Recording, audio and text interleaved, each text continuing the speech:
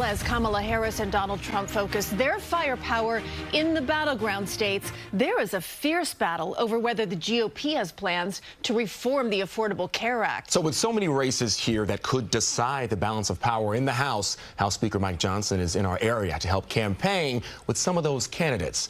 Political reporter Marcia Kramer joins us now with much more. Marcia. Well, Alan and Christine, there is furor on the campaign trail tonight as House Speaker Mike Johnson scrambles to deny comments that Republicans will seek a massive reform of the Affordable Care Act, the ACA, if Donald Trump is elected. He went after Kamala Harris for attacking him on the issue, and he did it right here in Rockland County.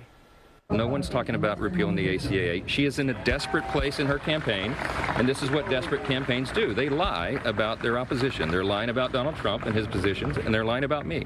So you can tell her I said that. House Speaker Mike Johnson took time out from campaigning for Congressman Mike Lawler and other freshman New York Republicans to backtrack from comments apparently made earlier in the week that changes to Obamacare were on the table if Donald Trump wins. The furor caused during a campaign stop in Pennsylvania, where an audience member asked Johnson directly, "No Obamacare?"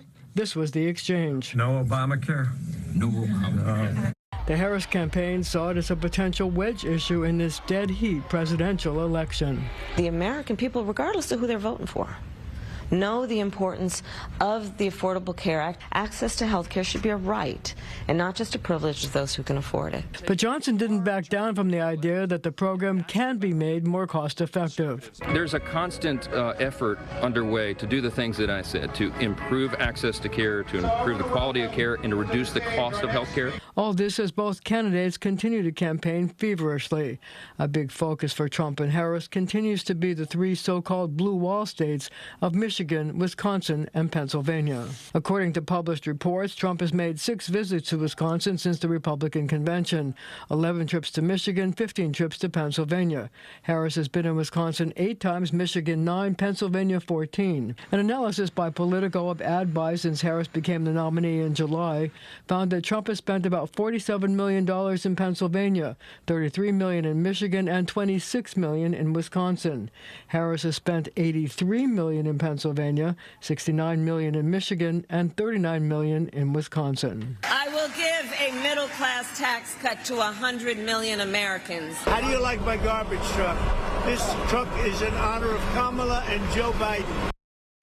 Now, Trump was trying to capitalize on the comment Joe Biden made about garbage, but the president clarified that he was not talking about Trump supporters.